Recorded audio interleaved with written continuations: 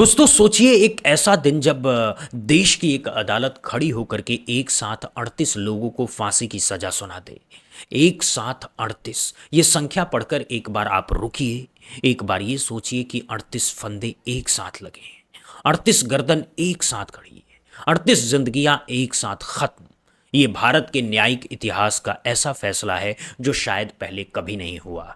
ये वो फैसला है जिसने पूरे देश को हिला करके रख दिया। ये वो फैसला है जिसने 18 सालों से इंसाफ का इंतजार कर रहे परिवारों की आंखों में पहली बार सुकून के आंसू ला दिए। गुजरात हाई कोर्ट ने अहमदाबाद सीरियल ब्लास्ट मामले में निचली अदालत के फैसले को बरकरार रखते हुए 38 दोषियों की फांसी की सजा को सही ठहराया है और 11 दोषियों की उम्र कैद को भी बरकरार रखा है। ये सिर्फ एक फैसला नहीं है, ये एक संदेश है। ये उन तमाम लोगों के लिए संदेश है जो सोचते हैं कि आतंक फैलाकर, मासूमों की जान लेकर, अस्पताल में लेटे मरीजों को भी न बख्शकर, बच्चों को, बुजुर्गों को खून में नहला करके बस पीठ थपथपाई जाएगी, कोई कुछ नहीं करेगा, कानून तो सोया रहेगा। नहीं, ये फैसला बताता है कि कानून सोता ज़रूर है लेकिन जब जागता है तो पूरी ताकत से जागता है।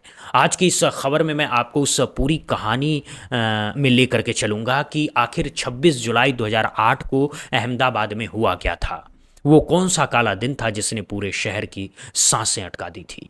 वो कैसा मंजर था जब चंद मिनटों में शहर की रगें फट गई थी। वो कैसा दर्द था जो लाखों परिवारों ने भोगा और आखिरकार अब जब 18 साल बाद इंसाफ की पहली बूंद टपकी है तो उसका मतलब क्या है। दरअसल दोस्तों 26 जुलाई 2008 वो तारीख है जिसे अहमदाबाद कभी भूल नहीं सकता। वो एक साधारण दिन था। लोग अपने काम काज में लगे हुए थे, बच्चे स्कूल से लौट रहे थे, दफ्तर से लोग वापस अपने घरों की तरफ बढ़ रहे थे, बाजारों में रोज की तरह चहल पहल थी। कुछ लोग चाय की दुकानों पर बैठे थे, कुछ लोग बस स्टॉप पर बस का इंतजार कर रहे थे। तभी अचानक शहर के अलग अलग इलाकों में एक के बाद एक धमाके होने शुरू हो गए। सिर्फ चंद मिनटों के अंतराल में 20 से भी ज्यादा बम फटे। ये कोई एक बम नहीं था, ये कोई एक जगह की घटना नहीं थी, ये एक का पूरे शहर पर एक साथ हमला था। ये हमला योजनाबद्ध था। ये हमला बहुत सोच समझ कर किया गया था। इस हमले का मकसद सिर्फ लोगों को मारना नहीं था, इस हमले का मकसद पूरे शहर में दहशत फैलाना था। इस हमले का मकसद ये संदेश देना था कि हम कहीं भी कभी भी हमला कर सकते हैं। इस पूरे हमले में 57 लोगों ने अपनी जान गंवाई और 200 से ज्यादा लोग गंभीर रूप से घायल हुए। हर मरने वाले का एक परिवार था, हर घायल का एक अपना था, हर आंसू के पीछे एक कहानी थी। किसी ने पति खोया, किसी ने पत्नी खोई, किसी ने बच्चा खोया, किसी ने माता पिता खोए, किसी का पूरा परिवार एक झटके में खत्म हो गया। अब यहाँ एक बहुत ही घिनौनी बात बताता हूँ आपको जो इन आतंकियों की दरिंदगी की हद बताती है। इन कमीनों ने अस्पताल तक को नहीं बख्शा। यानी जो लोग पहले हुए धमाकों में घायल हुए थे उन्हें इलाज के लिए अस्पताल ले जाया गया और जब वहां डॉक्टर उनकी जान बचाने में लगे थे तब उसी अस्पताल में भी बम रख दिया गया। यानी ये कमीने चाहते थे कि जो बच जाए वो भी न बच पाए, जो सांस ले रहा है वो भी न ले पाए, जो डॉक्टर बचाने की कोशिश कर रहे हैं वो भी न कर पाए। ये सोचिए कितनी गहरी नफरत होगी, कितना जहर होगा उन दिमागों में, कितनी बीमारी होगी उनकी सोच में। ये इंसान थे या इंसान के रूप में कोई और चीज। ये वो अपराध है जिसे कोई भी सभ्य समाज माफ नहीं कर सकता। ये वो अपराध है जिसकी सजा फांसी से कम नहीं हो सकती। ये वो अपराध है जिस पर देश की हर अदालत को एकजुट होकर के खड़ा होना पड़ता है। अब आते हैं इस पूरी न्यायिक प्रक्रिया पर जो 18 साल तक चली।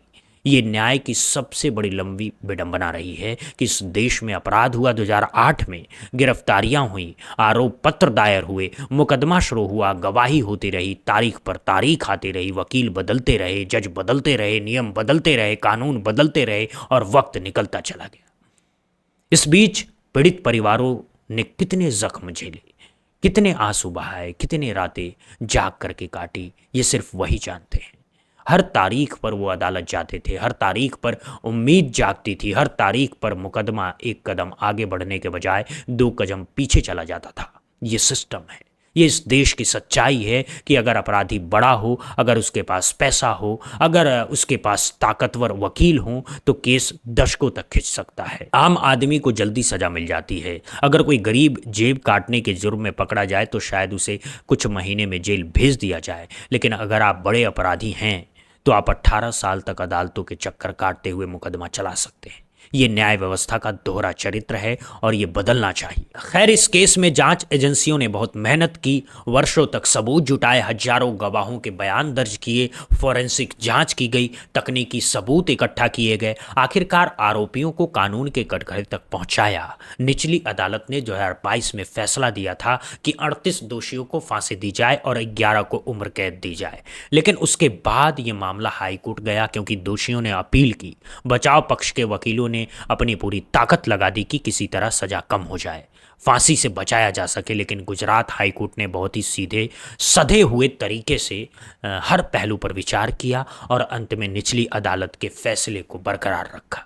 ये अपने आप में एक ऐतिहासिक फैसला है क्योंकि हमारे यहाँ हाईकोर्ट अक्सर फांसी की सजा को उम्र कैद में बदल देते हैं। लेकिन इस केस में मामला इतना गंभीर था, अपराध इतना बड़ा था कि हाई कोर्ट को कोई नरमी नहीं दिखानी पड़ी। अब यहाँ थोड़ी हल्की फुल्की बात कहनी है। हमारे यहाँ कुछ लोग हैं जो हर बड़े फैसले पर सवाल उठाते हैं। अगर किसी को फांसी दी जा रही है तो वो कहते हैं कि ये मानवाधिकार का उल्लंघन है। अगर किसी को छोड़ दिया जा रहा है तो वो कहते हैं कि गैर बराबरी है। अगर बीच का रास्ता निकाला जा रहा है तो वो कहते हैं कि अन्याय है। यानी इनकी कोई एक बात नहीं है, ये हमेशा विरोध ही करते रहते हैं। ऐसे लोगों को अब ये पूछना चाहिए कि जब निर्दोष लोग मारे गए, जब बच्चों को उड़ा दिया गया, जब अस्पताल तक में बम रख दिए गए, तब आपके मानवाधिकार कहाँ थे? तब आपका बीच का रास्ता कहाँ था? तब आपकी बराबरी कहाँ थी? कुछ अपराध ऐसे होते हैं जिनकी सजा फांसी से कम नहीं हो सकती है। कुछ जुर्म ऐसे होते हैं जिन पर नरमी दिखाना अपने आप में एक अपराध बन जाता है। ये ऐसा ही मामला था और अदालत ने बिल्कुल सही फैसला दिया है। अब सवाल यह है कि क्या इस फैसले से आतंकवाद रुक जाएगा? ईमानदारी से कहूं तो नहीं रुकेगा। आतंकवाद रोकने के लिए सिर्फ फांसी काफी नहीं है। आतंकवाद को उसी जड़ से खत्म करना होगा, उन विचारधाराओं से लड़ना होगा जो नौजवानों के दिमाग में जहर भरती है। उन नेटवर्कों को खत्म करना होगा जो आतंकवादियों को हथियार और पैसा देते हैं। उन देशों पर दबाव बनाना होगा जो आतंकवादियों को शरण देते हैं। ये एक बहुत बड़ी लड़ाई है और इसमें सिर्फ अदालतें नहीं बल्कि पूरा देश शामिल है। लेकिन इतना ज़रूर है कि ये फैसला एक बड़ा संदेश देता है। ये संदेश देता है कि भारत की ज़मीन पर आतंक फैलाने वालों की खैर नहीं।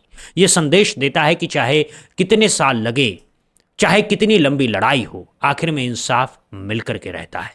ये संदेश देता है कि आतंक के आगे ये देश झुकने वाला नहीं है। अब बात करते हैं उन पीड़ित परिवारों की जिन्होंने 18 साल तक इंसाफ का इंतजार किया। इस अदालत ने अपने फैसले में सिर्फ फांसी की सजा को बरकरार ही नहीं रखा बल्कि पीड़ित परिवारों के लिए भी कुछ मुआवजा तय किया। मृतकों के परिजनों को 1 लाख रुपए और गंभीर रूप से घायलों को 50,000 रुपए देने का निर्देश दिया गया है। अब यहाँ ईमानदारी से कहूँ तो ये मुआवजा बहुत कम है। 1 लाख रुपए में क्या होता है? आज के ज़माने में 1 लाख रुपए में कुछ भी नहीं होता। आज के ज़माने में एक इंसान की ज़िंदगी की कीमत इतनी सस्ती है। जिसने अपना कमाने वाला बेटा खोया, जिसने अपना पति खोया, जिसने अपनी बीवी खोई, उसके लिए 1 लाख रुपए क्या मायने रखता है दोस्तों? ये मुआवजा और ज़्यादा होना चाहिए था। ये मुआवजा जीवन भर की पेंशन के रूप में होनी चाहिए था। ये मुआवजा हर पीड़ित के बच्चों की पढ़ाई की गारंटी के रूप में होना चाहिए था। लेकिन खैर, कम से कम कुछ तो मिला। न मिलने से तो थोड़ा बेहतर ही है। अब एक और सवाल है जो हर आदमी के मन में उठ रहा होगा, वो ये है कि क्या इन 38 लोगों को सचमुच फांसी दी जाएगी या फिर ये मामला अभी और लंबा खींचेगा? इसका जवाब है कि ये मामला अभी और लंबा खींचेगा क्योंकि हाई कोर्ट का फैसला आ चुका है। लेकिन अब ये लोग सुप्रीम कोर्ट जाएंगे, वहाँ अपील करेंगे। अगर वहाँ भी फांसी बरकरार रहती है तो फिर राष्ट्रपति के पास दया याचिका जाएगी। अगर वो भी खारिज हो गई तो फिर तारीख तय होगी। इस पूरी प्रक्रिया में और कई साल लग सकते हैं। ये इस देश की न्याय व्यवस्था की सबसे बड़ी चुनौती है। हमारे यहाँ फांसी की सज़ा सुनाई तो जाती है लेकिन उसे लागू करने में सालों साल लग जाते हैं। कुछ मामलों में तो 2-3 दशक तक फांसी नहीं होती है। इसीलिए फांसी की सज़ा का जो असर होना चाहिए वो नहीं होता है। अगर सज़ा तुरंत मिले तो अपराधी डरता है, अगर सज़ा सालों बाद मिले तो कोई डर नहीं रहता है। ये इस देश की न्याय प्रक्रिया की सबसे बड़ी कमज़ोरी है और इस पर बहुत गहराई से काम करने की ज़रूरत है। इस पूरे मामले में एक और बात है जो गौर करने लायक है, वो ये है कि ये मामला 2008 में हुआ था और उस वक्त गुजरात के मुख्यमंत्री कौन थे ये सब जानते हैं। आज जो देश के प्रधानमंत्री हैं वही उस वक्त गुजरात के मुख्यमंत्री थे। तो उनके ज़माने में उनकी नाक के नीचे ये हमला हुआ था। और ये भी सच है कि उनके बाद उनकी सरकार ने इस केस को बहुत गंभीरता से लिया। जांच एजेंसियों ने पूरी मेहनत से काम किया, आरोपियों को पकड़ा, सबूत इकट्ठा किया और अदालत तक पहुंचाया। ये बात मानने वाली है कि इस केस में जांच एजेंसियों ने बहुत अच्छा काम किया है। लेकिन साथ ही ये भी सवाल है कि जब ये हमला हुआ तो खुफिया एजेंसियों को इसकी भनक क्यों नहीं लगी। इतना बड़ा हमला जिसमें 20 से ज़्यादा बम एक साथ फटे, उसकी तैयारी क्या 2-4 दिनों में हो गई होगी? नहीं, इसकी तैयारी हफ्तों की रही होगी, महीनों की रही होगी। इतने सारे लोगों ने मिलकर के काम किया होगा, इतना विस्फोटक इकट्ठा किया गया होगा, इतनी योजनाएं बनाई गई होगी, इसकी भनक क्यों नहीं लगी? ये सवाल आज भी बना हुआ है और इसका जवाब कभी नहीं मिलेगा। ये पूरा मामला हमें कई सबक देता है। पहला सबक ये है कि हमारी खुफिया एजेंसियों को और मजबूत होना चाहिए। दूसरा सबक ये है कि हमारी न्याय प्रक्रिया को और तेज होना चाहिए। तीसरा सबक ये है कि पीड़ित परिवारों के लिए बेहतर मुआवजा और सहायता प्रणाली होनी चाहिए। चौथा सबक ये है कि आतंकवाद के खिलाफ हमारा रवैया कठोर होना चाहिए। कोई नरमी नहीं होनी चाहिए, कोई सहानुभूति नहीं होनी चाहिए, कोई राजनीतिक रंग नहीं होना चाहिए। बस एक ही बात कि जो निर्दोष लोगों की जान लेगा उसे बख्शा नहीं जाएगा। पांचवा और सबसे बड़ा सबक ये है कि हमें अपने समाज में उन कारणों को ख़त्म करना होगा जो नौजवानों को आतंकवाद की तरफ ले जाते हैं। नफरत, धार्मिक कट्टरता, गरीबी, बेरोजगारी, हताशा, ये सब वो कारण है जो आतंकवाद की खाद बनते हैं। अगर हम इन कारणों को ख़त्म करने में सफल नहीं हुए तो सिर्फ फांसी देकर के काम नहीं चलेगा। एक नए आतंकी पैदा होते रहेंगे और नए हमले होते रहेंगे। अब इस पूरे फैसले पर देश की जनता की मिलीजुली प्रतिक्रिया आ रही है। ज़्यादातर लोग खुश हैं कि आखिरकार इंसाफ मिला। कुछ लोग निराश हैं कि इतने साल लग गए। कुछ लोग सवाल उठा रहे हैं कि क्या फांसी सही रास्ता है। कुछ मानवाधिकार संगठन इसके खिलाफ बयान दे रहे हैं। ये बहस चलती रहेगी और चलती रहनी भी चाहिए, क्योंकि लोकतंत्र में हर पहलू पर चर्चा होनी चाहिए। लेकिन इस केस के तथ्य इतने भयानक है कि किसी भी तरह की नरमी की गुंजाइश नहीं रहती। अस्पताल में बम रखना, बच्चों की जान लेना, इलाज करा रहे मरीजों को मारना, ये ऐसा अपराध है जिसकी सज़ा फांसी ही होनी चाहिए। तो कुल मिलाकर के बात यह है दोस्तों कि गुजरात हाई कोर्ट का ये फैसला भारत के न्यायिक इतिहास में एक मील का पत्थर है। ये फैसला बताता है कि इस देश की अदालतें आतंक के आगे झुकने वाली नहीं है। ये फैसला बताता है कि 18 साल की लंबी लड़ाई के बाद भी इंसाफ मिलकर रहता है। ये फैसला बताता है कि कानून सोता है लेकिन मरता नहीं है। ये फैसला उन तमाम पीड़ित परिवारों के लिए एक बड़ी राहत है जो हर तारीख का इंतज़ार करते थे। ये फैसला उन तमाम लोगों के लिए एक चेतावनी है जो सोचते हैं कि आतंकवाद फैला करके बच जाएंगे। नहीं बचोगे, चाहे 18 साल लगे, चाहे 20 साल लगे, अंत में इंसाफ आकर के रहता है। अब आगे की चुनौती यह है कि इन 38 लोगों को जल्दी से जल्दी फांसी दी जाए। सुप्रीम कोर्ट में जो भी अपील हो वो जल्दी सुनाई जाए। राष्ट्रपति के पास जो दया याचिका जाए वो जल्दी निपटाई जाए। ये पूरी प्रक्रिया एक निश्चित समय सीमा में पूरी होनी चाहिए ताकि पीड़ित परिवारों को एक बार सचमुच का सुकून मिल सके। आप इस पूरे फैसले पर क्या सोचते हैं? क्या आपको लगता है कि ये फैसला सही है? क्या आपको लगता है कि इन 38 लोगों को सचमुच फांसी मिलेगी? क्या आपको लगता है कि 18 साल का समय बहुत ज़्यादा है? क्या आपको लगता है कि हमारी न्याय प्रक्रिया को और तेज होनी चाहिए? क्या आपको लगता है कि पीड़ित परिवारों को मिला मुआवजा पर्याप्त है? अपनी राय कमेंट बॉक्स में ज़रूर बताइए। ये एक ऐसा मुद्दा है जिस पर हर नागरिक की राय मायने रखती है। ये हमारे देश की सुरक्षा का मामला है, ये हमारे बच्चों के भविष्य का मामला है, ये हमारे समाज की शांति का मामला है। इस पर हर आदमी को सोचना चाहिए दोस्तों, और बोलना भी चाहिए। इस वीडियो को ज़्यादा से ज़्यादा शेयर कीजिए ताकि ये जानकारी हर घर तक पहुँचे, हर उस परिवार तक पहुँचे जो सोचता है कि इस देश में इंसाफ नहीं मिलता, हर उस नौजवान तक पहुँचे जो सोचता है कि सिस्टम बेकार है।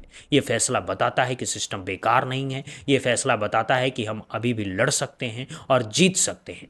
दोस्तों, वीडियो पसंद आई हो तो लाइक कीजिए, चैनल पर पहली बार आए हैं तो सब्सक्राइब कीजिए, बेल आइकन ज़रूर दबा दीजिएगा ताकि आने वाली हर बड़ी खबर सबसे पहले आप तक पहुंचे। दोस्तों बहुत बहुत धन्यवाद, बहुत बहुत शुक्रिया। दोस्तों जय हिंद, जय भारत, वंदे मातरम।